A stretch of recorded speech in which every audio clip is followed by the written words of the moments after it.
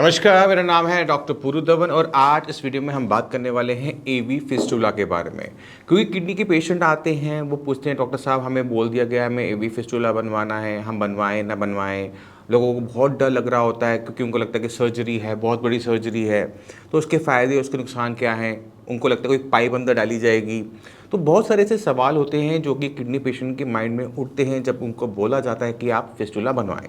तो ये एवी फिस्टुला क्या होता है, कितनी बड़ी सर्जरी है, उसको अब हम समझने की कोशिश करेंगे।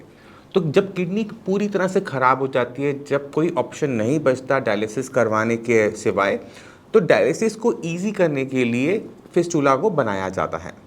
अब ये जो फिस्टुला है ये क्या होता है और इसको हम एवी फिस्टुला क्यों कहते हैं उसको भी हम समझने की कोशिश करेंगे। एवी स्टैंड फॉर आर्टेरियो वेनस फिस्टुला, यानी आपकी आर्टरी और वेन के बीच में जो कनेक्शन है उसको हम फिस्टुला कह सकते हैं। तो अगर आप अपने हाथ की तरफ देखोगे तो आपको यहाँ पे नीली नीली लाइनें नज़र आती हैं। ये जो नीली है, हरी जो आपको नज़र आ रही है, ये हमारी वेन्स होती हैं जो गंदा खून हमारा वापस दिल की तरफ लेके जा रही होती हैं। इसी तरह से एक लाल रंग की होती है बट वो अंदर की तरफ होती है जो कि नॉर्मली हमें विजिबल नहीं होती। जो लोग बहुत गोरे होते हैं तो जहाँ उनकी स्किन बहुत पतली होती है वहाँ पर कभी कभार आपको देखने को मिल जाएगा उनके चेहरे पे कई बाजुओं पे पतली पतली धारियाँ लाल रंग की बनी हुई होती हैं। ये जो पतली पतली है ये कैपिलरीज होती है, बट इन्हीं का जो एक बड़ा रूप होता है जिसको हम आर्टरीज कहते हैं वो डीप सीटेड होती हैं। अब ये जो डीप सीटेड जो हमारी आर्टरी है और जो हमारी ये वेन है, इनको जब हम आपस में जॉइन कर देते हैं with the help of small minor surgery, उसको हम एवी फिस्टुला कहते हैं। इसका फ़ायदा क्या होता है कि बार बार डायलिसिस करने के लिए परमाकैथ का हमें यूज़ नहीं करना पड़ता।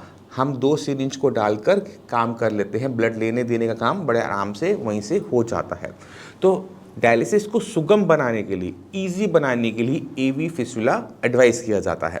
अब पेशेंट कहते हैं मुझे फिस्टुला नहीं बनवाना, मेरा परमाकैथ से ही आप डायलिसिस करते रहो।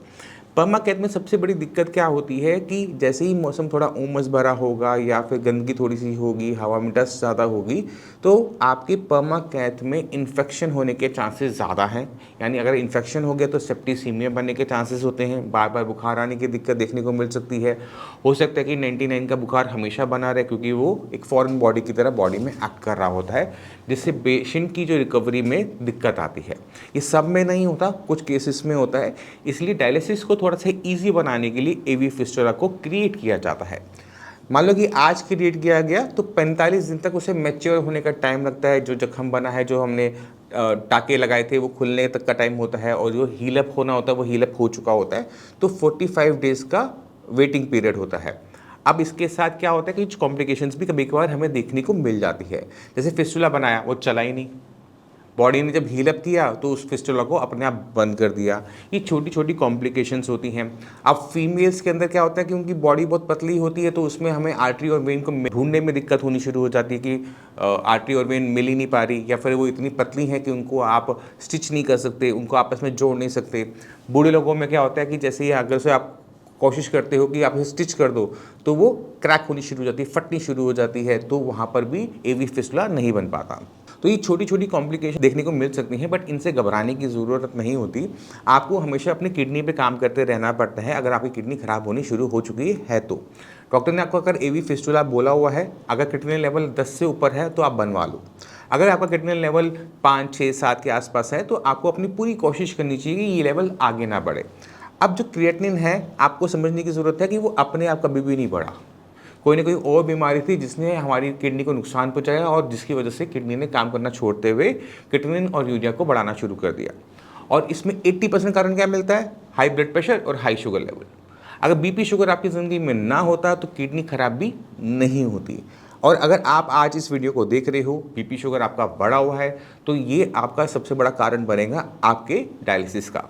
तो अगर हम चाहते हैं कि हमारी किडनी खराब ना हो तो हमें अपनी बीमारी की जड़ पर जाके काम करना पड़ता है। और किडनी फेलियर के केसेस के अंदर 80% में जड़ क्या है? बीपी और शुगर।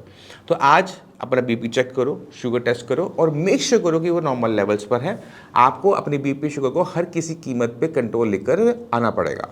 अब पेशेंट कहता है कि नहीं डॉक्टर साहब आप मुझे परहेज़ बताओ, जितना परहेज़ बताओगे मैं सारा परहेज़ कर लूँगा। परहेज़ एक किडनी फेलियर पेशेंट के लिए ज़रूरी है, बट ज़रूरत से ज़्यादा परहेज़ करने पे पेशेंट की बॉडी ख़राब होनी शुरू हो जाती है। बॉडी के पास ताकत नहीं होती क्योंकि पेशेंट कुछ खा नहीं रहा होता, रोटी सब्जी थोड़ी बहुत खा रहा है, भूख कम लग रही है, बॉडी वीक हो रही है। जब बॉडी वीक हो रही है तो बॉडी के अंदर जितने भी ऑर्गन्स हैं, जितने भी अंग हैं, वो भी वीक होना स्टार्ट हो जाते हैं, चाहे वो आपके लंग्स हो, चाहे आपके हार्ट हो, चाहे वो आपकी किडनी ऐसी क्यों ना हो, क्योंकि आप जो खाना खा रहे हो वही खाना किडनी को मिल रहा है। अगर आपकी बॉडी को खाना नहीं मिला तो आपकी किडनी को खाना नहीं मिला। तो ऐसे केसेस में क्या होता है कि जब हम वेट लूज़ करते हैं तो शुरू में हमें क्रिएटिनिन लेवल 1-2 महीने नीचे जाते हुए देखने को मिलता है। पेशेंट को लगता है वाह बढ़िया, मेरा क्रिएटिनिन डाउन होना शुरू हो गया, मैंने परहेज़ किया, मेरी किडनी ठीक होनी शुरू हो गई। मगर 2 महीने जैसे बीतते हैं, बॉडी में इतनी वीकनेस हो चुकी होती है कि अब किडनी के पास काम करने के लिए ताकत ही नहीं होती, तो क्रिएटिनिन लेवल अब तेज़ी से बढ़ना शुरू होता है। बॉडी में जो प्रोटीन था वो ख़त्म हो चुका होता है, पैरों में स्वेलिंग आनी शुरू हो जाती है, हीमोग्लोबिन आपका बहुत लो रहना शुरू कर देता है, बेड से उठना, बैठना, चलना फिरना सब बंद हो चुका होता है, भूख खत्म हो चुकी होती है। अब ऐसे पेशेंट के अंदर वहाँ से निकालना ना बड़ा मुश्किल हो जाता है। तो आपको समझने की ज़रूरत ये है कि अगर आप 40 साल की हो तो अगले 40 साल का आपको प्लानिंग करनी है। आपको 1-2 महीने की प्लानिंग नहीं करनी है, वो काम करना है जो अगले 40 साल कर सको। तो खाने पीने में कुछ चीज़ें बंद हो जाएंगी, खट्टा बंद हो जाएगा, गुड़ बंद हो जाएगा, सेंधा नमक हो सकता है कि बंद हो जाए, मगर रोटी सब्जी तो खानी खानी है हर कीमत पर। अगर आप रोटी सब्जी भी खाना छोड़ देते हो या बहुत कम कर देते हो या लिमिटेड सब्जियां खा रहे होते हो या दिन में 2 बार खाना खा रहे हो, वो कि एक रोटी खा रहे हो, अगर ऐसी डाइट आप ले रहे हो तो आपको हेल्दी रखना, आपका डायलिसिस रोकना इम्पॉसिबल होता चला जाता है। तो आपको समझने की ज़रूरत ये है कि बीपी को कंट्रोल कर कर आपको अपनी बॉडी को ताकत देनी है, कमज़ोर नहीं करना है। वेट गेन मत करो, वेट लूज़ भी मत करो, क्योंकि वेट लूज़ करोगे तो आपकी कंडीशन डे बाई डे ख़राब होगी, कॉम्प्लिकेशंस बढ़ेंगी, हॉस्पिटल के जो हमारे चक्कर हैं वो बढ़ेंगे। तो आपने अपनी बॉडी को ताकत देनी है, अपने ऑर्गन्स को ताकत देनी है। जब आप उसे ताकत देते हो खाने से, मेडिसिन से, तो क्रिएटिनिन लेवल आपके डाउन होते हैं। मैं आपको खुद रिपोर्ट्स दिखाता हूँ, आप रिपोर्ट देखो, आप खुद ब खुद समझ जाओगे। पेशेंट से मिलो, आप खुद ब खुद समझ जाओगे कि ये इतना मुश्किल काम नहीं होता। आज इस वीडियो में मैं आपको मिलवाने वाला हूँ अपने एक पेशेंट से जिनका नाम है रवीना त्यागी। इनसे आपने क्या सीखना है, क्या समझना है, वो बहुत इंपॉर्टेंट है। मैं पहले उनकी रिपोर्ट्स के बारे में आपको थोड़ा सा आइडिया दे देता हूँ कि इनकी क्रिएटिनिन लेवल 10 थे और एक ही महीने में 10 से वो 4 आए हैं। आपको समझना है कि किडनी को अगर हम ढंग से रखते हैं, उसका ध्यान रखते हैं, तो आपके जो क्रिएटिनिन लेवल, चाहे वो डायलिसिस वाले ही क्यों ना हो चुके हो, जैसे रवीना जी के हो चुके थे, वो डाउन हो जाते हैं। बट आपको सही तरीके से चलना होता है। तो आज मैं ज़्यादा बात नहीं करूँगा, मैं चाहता हूँ कि पहले आप पेशेंट से मिलें। तो रवीना जी मुझे ये बताओ, ये जो किडनी की दिक्कत थी कब शुरू हुई थी आपकी? 5 महीना पहले हुई थी सर। मार्च मार्च 2024? हाँ 24 में। अच्छा, तब क्या लेवल था, क्या दिक्कत हो रही थी? मेरे को कुछ नहीं, कमजोरी महसूस हो रही थी तो दिखाने गए थे, देखा है बीपी कम नहीं हो रहा था। बीपी कम नहीं होता? बीपी कितना हाई आ रहा था आपका? 180 तक आ रहा नीचे था वाला? टेबलेट खाने के बाद। नीचे वाला भी बढ़ ही आ रहा था। नीचे वाला भी बढ़ा हुआ था? हाँ। कितना था, कुछ याद है? नहीं, कुछ याद नहीं है उसके। अच्छा, और तब क्रिएटिनिन लेवल कितना था मार्च में? 4 था शायद। 4? हाँ, फिर वो बड़ा घटा, क्या हुआ दवाई लेने के बाद? बढ़ते ही गया, जितना इलाज चला उतना ही बढ़ा मेरा। और 4 से कहाँ पहुँच गया था वो? 11 तक पहुँच 11 तक पहुँच गया था। हाँ। और 11 कब पहुँचा था वो?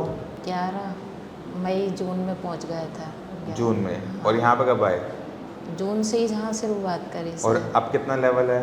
अब 4 पॉइंट आ गया है। तो 11 से 4 पर हम आए हैं हाँ 2-3 महीने में। हाँ सर। अब शरीर में कोई दिक्कत हो रही है? नहीं, दिक्कत कोई नहीं है। खुजली चलती थी तो वो भी बंद हो गई। खुजली चलती थी, बंद हो हाँ। गई? खुजली तो इसलिए चल रही थी क्योंकि क्रिएटिनिन का लेवल हाई जब भी होता है ना तो खुजली चलती है। हाँ, खुजली भूख लग रही थी उस टाइम में? नहीं, वैसे कोई दिक्कत नहीं। अच्छा, उस टाइम डॉक्टर क्या बोलते थे, क्या करना पड़ेगा? डायलिसिस की बोल दी थी डॉक्टर ने। उसी दिन बोल रहे थे आज ऑपरेशन करवा जाओ हाँ, और बंसल में जाके डायलिसिस कर। डायलिसिस करवाने के लिए बोल रहे थे, तो करवाया कि नहीं? नहीं करवाया सर, आपसे मिल ली है तो। ठीक है, लेवल बहुत ज़्यादा था उस टाइम में, 11 का लेवल था, इसलिए डॉक्टर्स बोल रहे थे डायलिसिस करवाने के लिए। बट अब ज़रूरत नहीं है, जरूर। अब लेवल इतना कम है कि आपको करवाने की ज़रूरत नहीं है। बट आपको बीपी भी ध्यान रखने की अभी भी ज़रूरत है, क्योंकि किडनी आपका बीपी से ख़राब हुआ है, सिकुड़ गया है थोड़ा सा। तो अब हमने उसको थोड़ा सा काम उसका अच्छा कर दिया है, तो लेवल तो डाउन है, बट अभी बीपी का ध्यान आपको अभी भी रखना पड़ेगा। अगर बीपी बढ़ता है तो किडनी पे जोर जाएगा, किडनी पे जोर जाएगा तो मतलब क्रिएटिनिन दोबारा से बढ़ेगा। सर ब्लड कम है उसके लिए? ब्लड का आपका अभी जो चल रहा है वो चल रहा है 7.3 चल रहा है आपका। तो आपको मैंने इस बार एक टैबलेट दी है, उससे आपको ना ब्लड बनना शुरू हो जाएगा। तो इंजेक्शन आपका चल रहा हाँ है ना, हाँ उसके साथ एक टैबलेट वो लगा दिया है, ठीक है सर। आपका सेट हो जाएगा। तो आपने खुद देखा कि किस तरह से लेवल तेज़ी से डाउन हो सकते हैं। तो आपको भी वही सारी चीज़ें करनी पड़ती हैं जो रवीना जी ने की थी। खाने का ध्यान, मेडिसिन का ध्यान, बीपी शुगर का ध्यान। अगर आप ये सारे थोड़े थोड़े ध्यान रख लेते हो ना, तो किडनी का ध्यान मैं रख लेता हूँ, तो आपको वहाँ पे आपको परेशान होने की ज़रूरत नहीं होती। उम्मीद करता हूँ कि हमारी जो ये पहल है या हमारी जो कोशिशें हैं वो आपको पसंद आई होंगी। फिर भी माइंड में कोई भी डाउट हो, लगता है कि आपको आके मिलने की ज़रूरत है, मोस्ट वेलकम। अगर आप नहीं आ सकते तो डॉक्टर्स की पूरी टीम है, आप उनसे भी बात कर सकते हो। और मैं आप सब चलने की आगे चाहूँगा। मिलते हैं अगली वीडियो में, तब तक के लिए नमस्कार।